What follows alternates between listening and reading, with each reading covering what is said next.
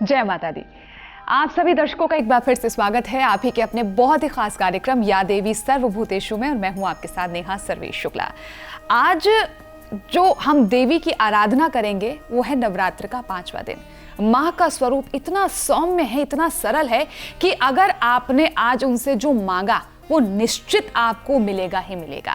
आज के दिन, ये जो 5वां दिन है, विशेष तौर पर आप क्या कुछ खास कर सकते हैं, क्या आपको करना चाहिए एक्चुअली, ये आज हम आपको बताएंगे और पूरी जानकारी देंगे आचार्य विक्रमादित्य जी। प्रणाम आचार्य जी। बहुत भारी जिम्मेदारी है आपके कंधों पर, क्योंकि लोग लगातार इस प्रोग्राम को देख रहे हैं और जो विधि विधान, जो मंत्र आदि बताए जा रहे हैं, लोग उसको फॉलो भी कर रहे हैं। तो स्कंद माता का आज दिन है, इनका रूप थोड़ा सा बता दीजिए और आज इनकी इतनी विशेष महत्वता क्यों है, ये बताइए।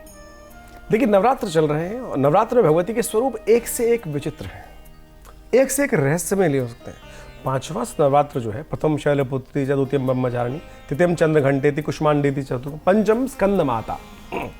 यदि माँ का कोई स्वरूप इन सब चीजों के अंदर है तो आज का ही स्वरूप है। मातृत्व का कोई वास्तविक स्वरूप कह सकते हैं तो यही स्वरूप है, हाथ में स्कंद जी।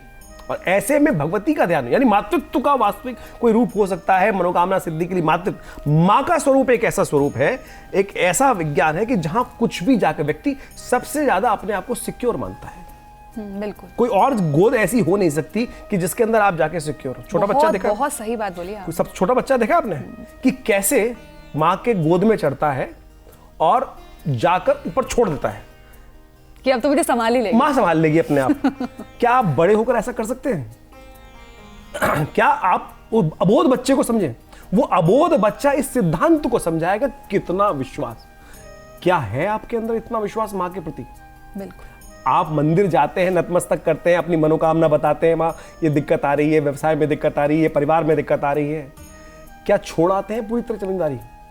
जो छोड़ आते हैं उनका बेड़ा पार हो जाता है, लेकिन हमारे अंदर तो वो मानव रूपी कुतर्क चूहा बैठा है ना, नहीं मैं कर लूंगा, मैं कर लूंगा ना। जब तक ये भाव है, वो बच्चे का स्वरूप समझे कि माँ के ऊपर चढ़ता है और गोद में जाके अपने आप को छोड़ देता है। माँ किसी भी स्वरूप में होगी तो खट से उसको पकड़ लेती नीचे है, गिरने नहीं देती। तो ये विश्वास तो जगाएं।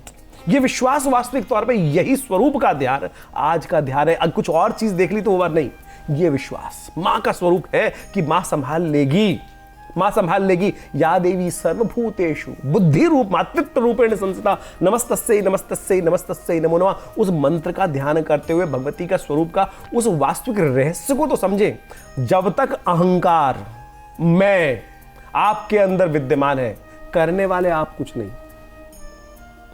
लाख बार आपने देख लिया होगा, आपसे ज्यादा कम, ज्यादा योग्य व्यक्ति उस चीज को कर सकते हैं, लेकिन मिली आपको कृपा थी ना माँ की।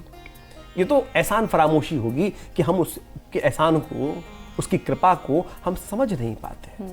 तो हमें समझने की आवश्यकता है। इस मातृत्व स्वरूप को आज के दिन समझने का प्रयास करें। खीर का भोग आज भगवती को विशेष तौर पर लगाया जाता है, पंचमी का स्वरूप है। और आज की पंचमी जो है वो श्री पंचमी के रूप में भी जानी जाती है। झोली फैलाने का प्रयास तो कीजिए।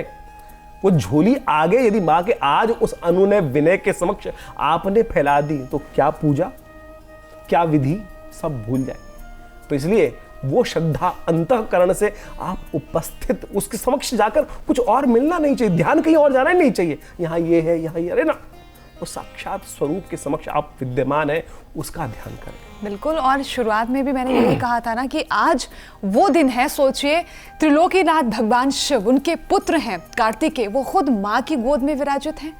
सोचिए, जब हम अपना हाथ बढ़ाएंगे ना माँ की तरफ, तो वो हमारे हर दुख, हर कष्ट, हर परेशानी से हमें बाहर निकाल देंगी। लेकिन प्रॉब्लम यही आती है कि हम दिल से जुड़ नहीं पाते। वो श्रद्धा, वो विश्वास, वो भावनाओं का होना बहुत ज़्यादा ज़रूरी है। और प्लीज़, अगर आपकी ये बातें समझ में आ रही है ना, तो इस नवरात्र ना, इन 9 दिनों में आप अपने आप को समर्पित कर दीजिए माँ भगवती को। और फिर आप देखिएगा 10वें दिन आपके जीवन में जो ज़बरदस्त बदलाव आया ना, आप खुद इस बात को मानेंगे। खैर, बातें तो बहुत है करने के लिए, लेकिन मैं चाहूंगी कि आज जो लोग पूजा अर्चना कर रहे हैं माँ को प्रसन्न करने के लिए, विशेष विधि क्या है आज? देखिए, विशेष विधि के अनुसार से भगवान को आज खास तौर पे मैंने कहा कि उनका पूजन किया जाता है। उनका पंचोपचार पूजन अवश्य करने का प्रयास करें। धूप, दीप, नैवेद्य इत्यादि समस्त देवताओं को वहाँ उपस्थित करने के साथ साथ भगवती को स्वरूप में ध्यान करें। खीर का भोग आज विशेष तौर पर लगाया जाता है। फलों का भोग विशेष तौर पर लगाया जाता है। दूध का भोग विशेष तौर पर लगाया जाता है। आप कोशिश करें दूध से ही भगवती का अभिषेक कराने का प्रयास करें। भगवती का अभिषेक, ये बहुत सारे लोगों के अंदर भ्रांति हो जाती है कि केवल भगवान शंकर का अभिषेक होता है। हर देवता का अभिषेक, हर देवता का अभिषेक किया जाता है। तो शुद्ध गाय के दूध से भगवती का अभिषेक करें, उनका पंचोपचार पूजन करें। खीर से बनी, खूब अच्छी मेवे से खूब बड़ी बनी हुई खीर, मेवे युक्त भगवान को भोग लगाएं। और उसके बाद पूरा पंचोपचार पूजन करने के बाद भगवती के मंत्र का या देवी सर्वभूतेषु मातृरूपेण संस्थिता नमस्तस्यै नमस्तस्यै नमस्तस्यै नमो नमः, इस मंत्र का जप करें। और मैंने कहा श्री पंचमी भी है, तो या देवी सर्वभूतेषु लक्ष्मी रूपेण संस्थिता नमस्तस्यै नमस्तस्यै नमस्तस्यै नमो नमः, इसका भी जप कर सकते हैं। और एक मंत्र सबसे पहले दिन बताया था, ओम ऐं ह्रीं क्लीं चामुंडाय विच्चे नमः, तो इस मंत्र का भी जप करें, रात्रि भर जप करें। देखिएगा कुछ ना कुछ कल्याण के अद्भुत योग बनेंगे। अच्छा, आपने मातृत्व जो है, ये जो शब्द है बार बार जिक्र किया है। आज मैं उन महिलाओं के बारे में बात करना चाहूँगी जो कि मातृत्व सुख को प्राप्त करना चाहती हैं। तो जो आपने मंत्र बताए हैं वो उनका जप कर सकते हैं? बिल्कुल कर सकते हैं। उससे भैया आशीर्वाद कौन देता है? अभी जो आगे स्वरूप भगवती का आने वाला है, मैं उस कथा को समझाऊंगा कि हमारे यहाँ तो कात्यायन ऋषि हुए ना, कात्यायनी भगवती नाम से है। क्यों, आपने समझा? कात्यायन ऋषि ने साधना करी थी कि माँ मेरे यहाँ कन्या रूप में जन्म ले, इसलिए उनका नाम कात्यायनी पड़ा। तो हमारे यहाँ तो ये चीज, आप कोई अनोखी चीज नहीं मांग रहे।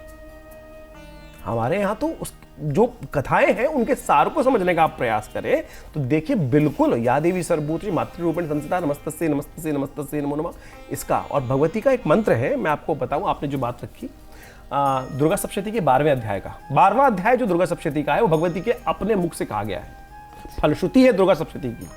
तो उसके अंदर एक मंत्र है, सर्वा बाधा विनिर्मुक्तो धनधान्य सुतान्विता मनुष्यो मत्प्रसादेन भविष्यति न संशया, कि जो मेरी, भगवती कह रही है सुन, कि जो मेरी भक्ति भाव से साधना करता है उसको धन धान्य यानी संतान, धन धान्य सब प्राप्त होती है, इसमें कोई संशय नहीं है। जब माने स्वयं कहा संशय नहीं है, तो फिर मेरे मन में संशय क्यों? हम संशय उपस्थित करते हैं, जो संशय लेके जाएंगे, वो एक पुरानी कहावत है, रोते हुए जाओगे तो मरो की खबर लेके आओगे। तो इसलिए विश्वास जगाओ, नेगेटिविटी मत लाओ। हम सब लोगों ने अंदर नेगेटिव पाल रखा है, इसीलिए तो हमारे कष्ट हमारे साथ है। हम जब परेशानी में होते ना, तो हमारे को सुख से ज्यादा कष्ट याद रहते हैं।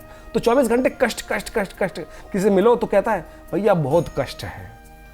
अब तू कष्ट का ही ध्यान कर रहा है तो तेरे को कष्ट ही प्राप्त होने हैं। तूने भगवान का ध्यान किया कहाँ? आनंदमय भगवान का ध्यान जो करता है तो उसको आनंद ही प्राप्त होगा ना। तो आनंद का ध्यान करो, मनोकामना का, उस परमात्मा की कृपा का ध्यान करो तो कृपा बनेगी। अभी आचार्य जी ने बहुत अच्छी बात बोली जो मुझे बहुत अच्छी लगी कि माँ भगवती हमें क्या क्या देती हैं।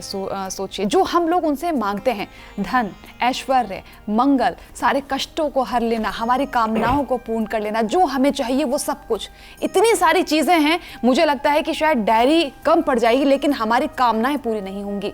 लेकिन उसके बदले में माँ को क्या चाहिए, ईश्वर को क्या चाहिए? हमारे भाव, सिर्फ वो एक चीज, सिर्फ वो सिंगल सी चीज।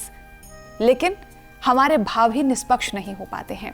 हमारा जो डेडिकेशन होना चाहिए ना उस परमपिता परमात्मा के लिए, जिसने हमें ये शरीर दिया है, जिसने हमें बुद्धि दी, जिसने हमें सोचने की शक्ति दी है कि हम क्या कर सकते हैं और क्या हमें नहीं करना चाहिए, वो भाव बस अपने अंदर आप पैदा कर लीजिए, जागृत कर लीजिए। और आप अपने आप से ये वादा कर लीजिए कि मैं अगर ईश्वर के सामने बैठूंगा तो मुझे चाहे 2 मिनट ही सही उन भावों का, मैं कह सकती हूं कि ईश्वर के प्रति वो हमें समर्पित करना है। अपनी श्रद्धा, अपना विश्वास, उतना काफी है और कुछ नहीं हो। फिर आप देखिएगा, किसी ने बहुत सुंदर बात कही है कि मेरी झोली छोटी पड़ गई, मुझे ईश्वर ने इतना दिया, और वो आपके साथ चरितार्थ हो जाएगा। यहाँ पर आज के दिन मैं आपसे ये भी पूछना चाहूँगी कि बहुत से ऐसे लोग हैं जो दान करने के इच्छुक भी होते हैं, तो क्या कुछ विशेष वस्तु है आज जो लोग दान कर सकते हैं? जी, चावल का दान सबसे श्रेष्ठ माना जाता है। चावल का दान करने का प्रयास कीजिए। सबसे श्रेष्ठ दान चावल का है, और वो कराएं, ब्राह्मण भोजन कराएं और उन सब चीज़ों करें। दूध का दान सबसे श्रेष्ठ रहेगा, तो इन सब चीज़ों का दान करिए। देखिए, माँ की कृपा अवश्य बरसेगी, आपके जीवन में कल्याण का योग बनेगा। चलिए, बहुत बहुत धन्यवाद आपका हमारे साथ जुड़ने के लिए। प्रणाम।